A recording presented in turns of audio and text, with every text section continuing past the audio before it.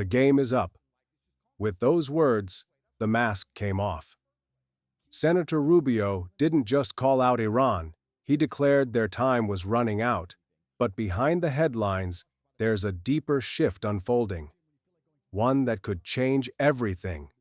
Stay with me, because the last part, that's where it all comes together. There are moments in the fraught chronicle of international relations when words are wielded not merely as instruments of communication, but as declarations of epochal shifts intended to shatter old paradigms and usher in new, unyielding realities. We now stand witness to such a moment, encapsulated in a pronouncement delivered with stark finality by the American Secretary of State, Marco Rubio. The game is up, he stated, his words aimed directly at Iran, a nation whose intricate dance of global diplomacy and strategic maneuvering has, for decades, perplexed and challenged world powers. This is not the language of negotiation, nor an invitation to further dialogue in the traditional sense. It is, in its essence, a verdict, a declarative full stop on what Rubio characterized as Iran's long-standing strategy of using diplomacy to delay U.S. action. He asserts that this strategy has now decisively failed, specifically because, in his words, President Trump did what he said he was going to do.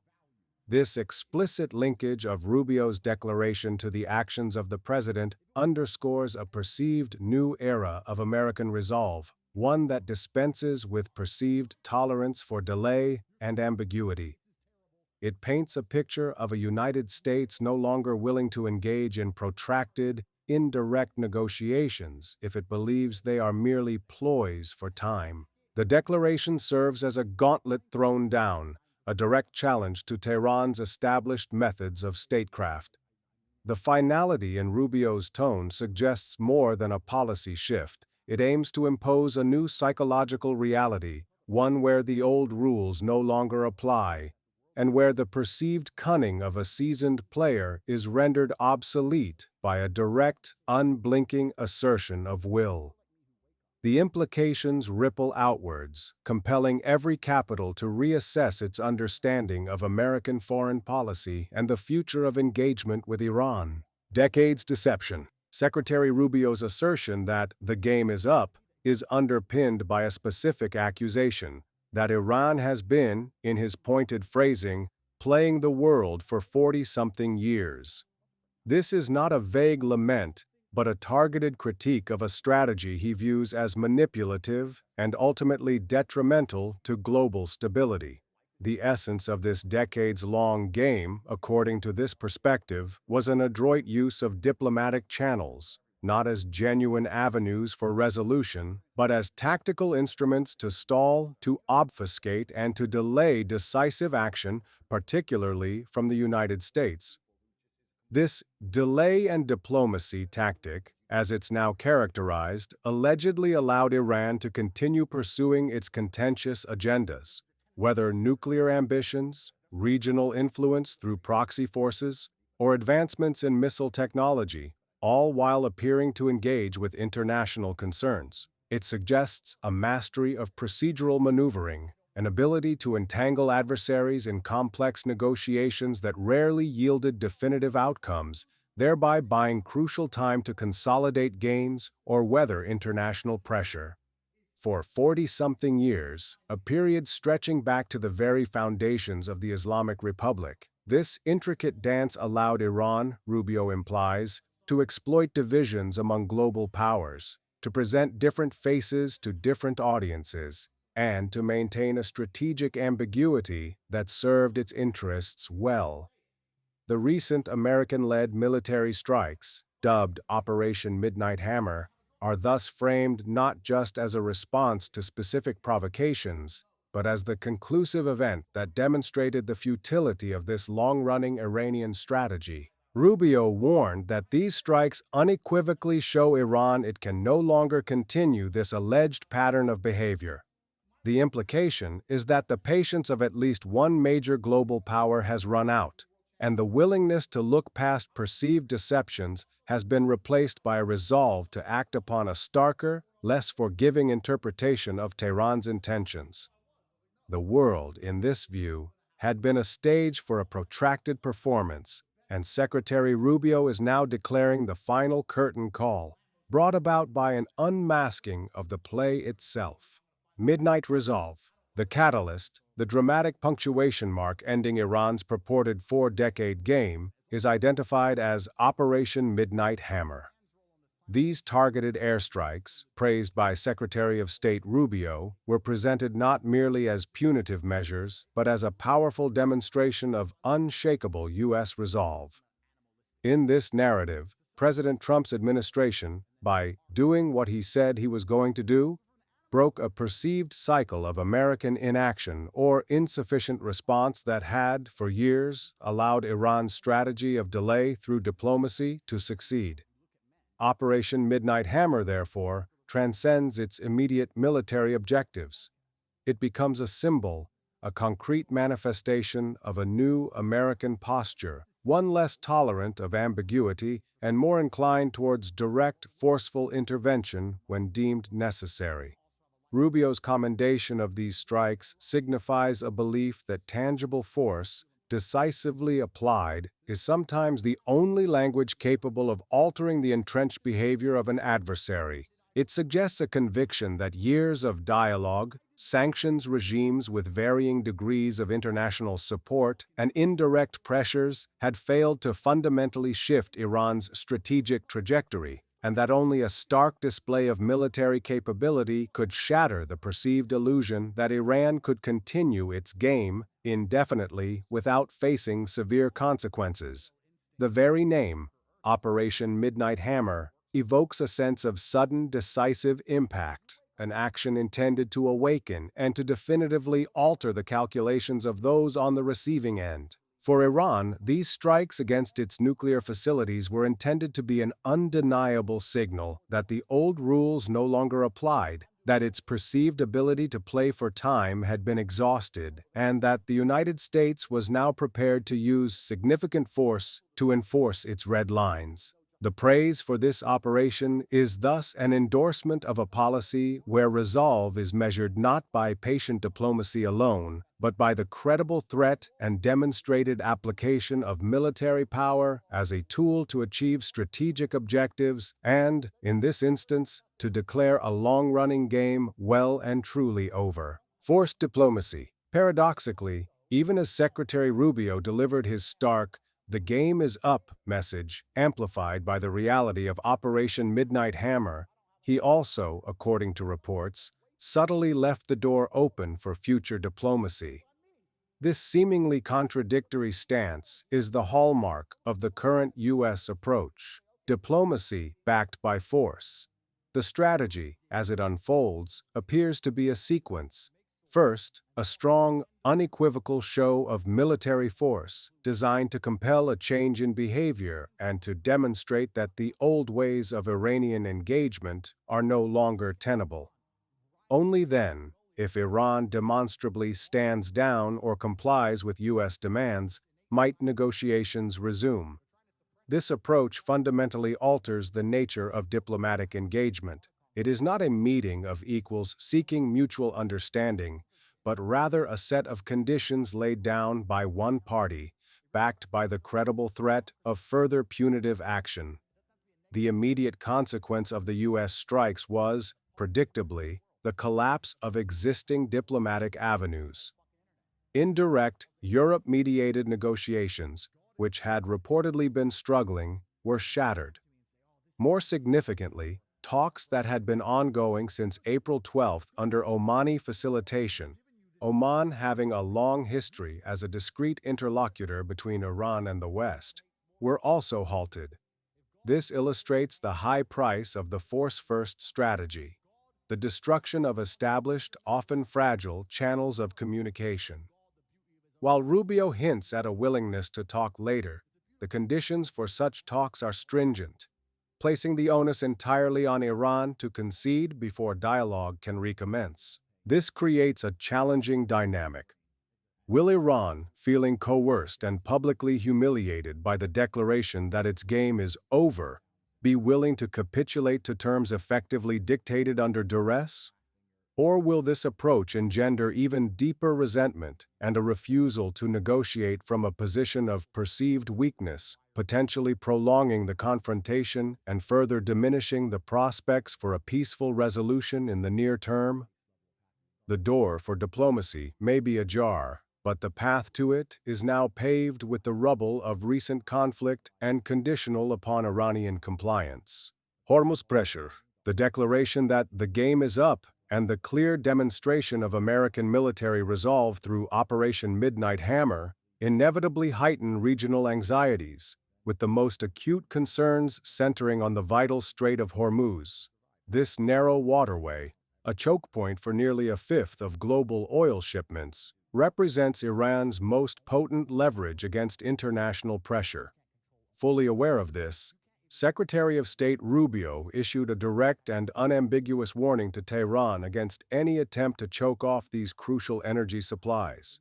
His words underscored the immense global stakes involved, transforming the U.S.-Iran confrontation from a bilateral or regional dispute into an issue of paramount importance for international economic security. Any interference with shipping in the Strait of Hormuz would trigger an immediate global energy crisis, sending oil prices soaring, destabilizing economies worldwide, and almost certainly provoking a robust military response to reopen the passage.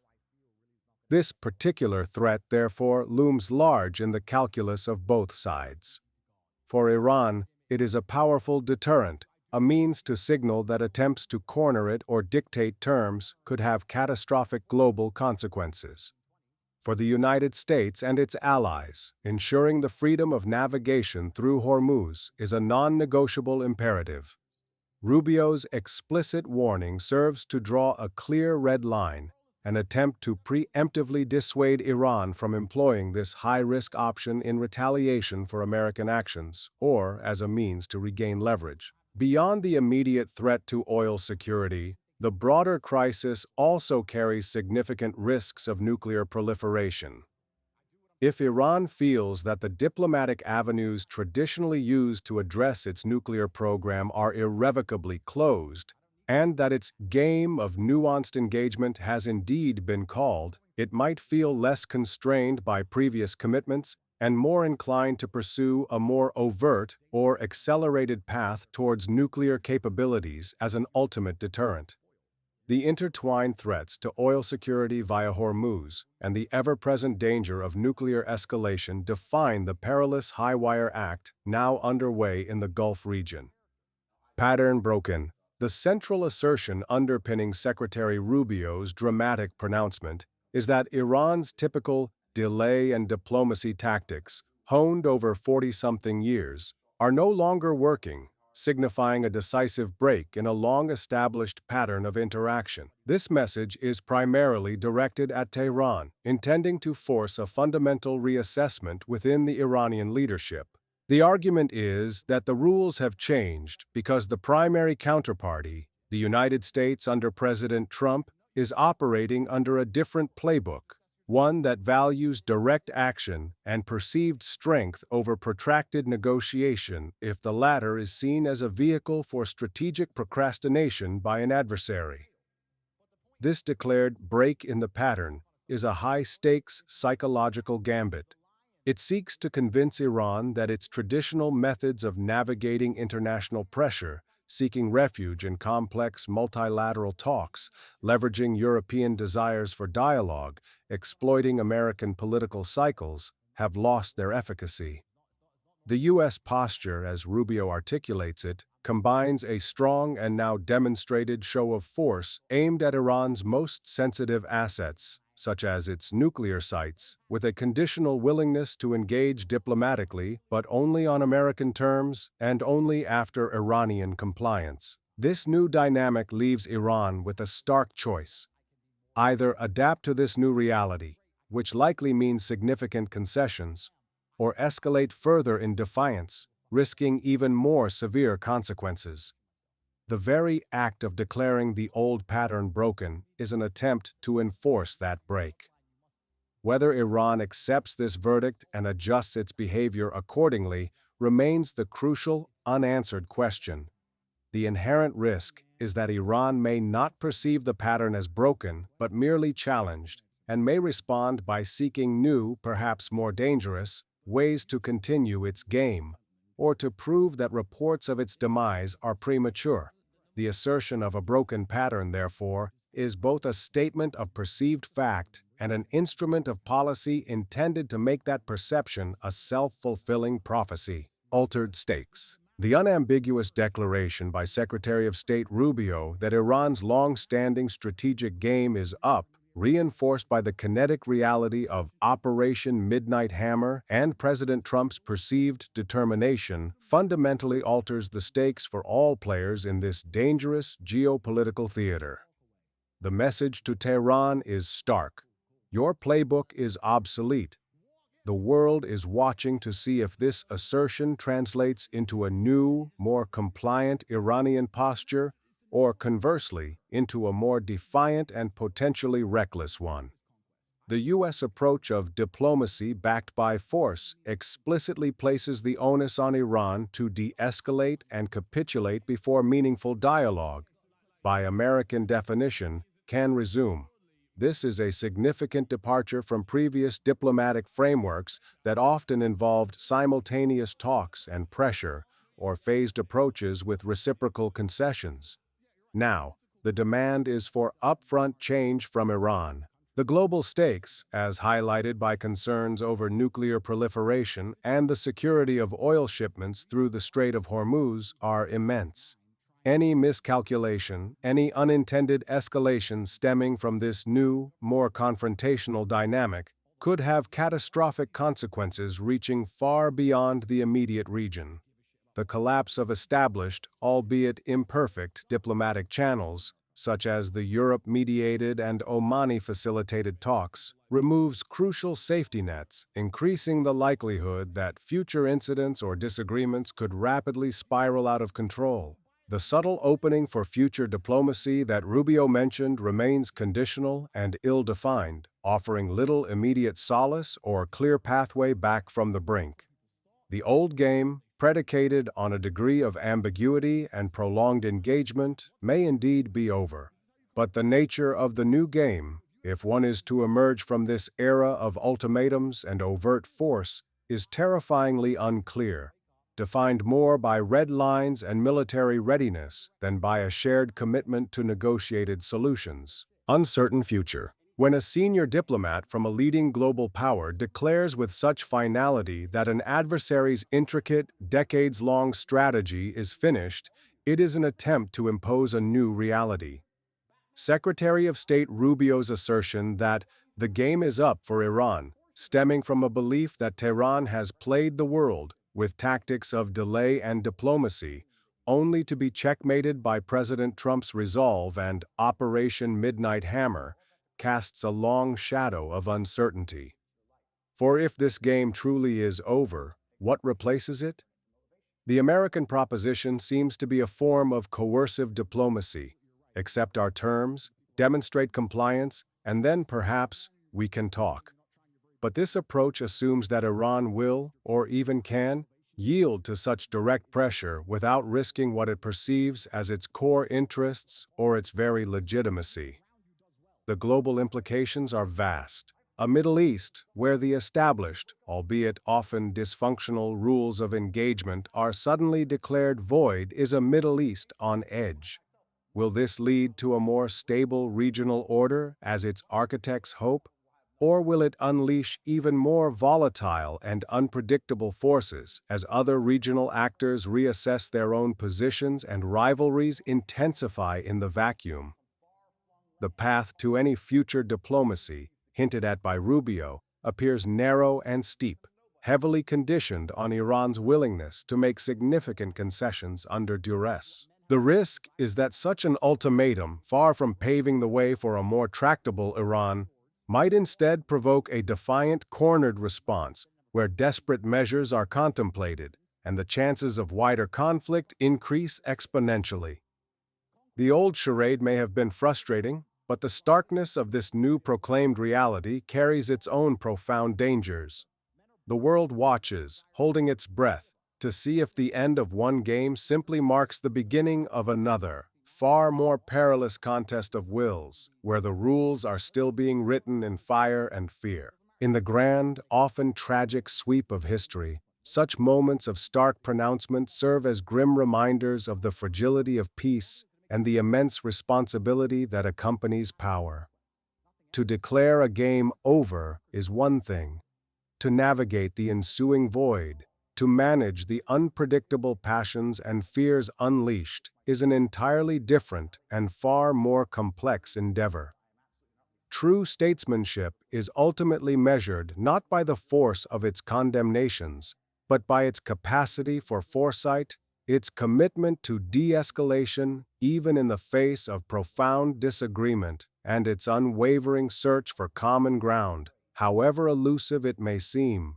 The enduring challenge, when the board is upended, is to find the wisdom and the courage to prevent the players and indeed the world itself from being consumed by the ensuing chaos, and to strive instead to build a new game founded on mutual respect rather than mutual assured destruction.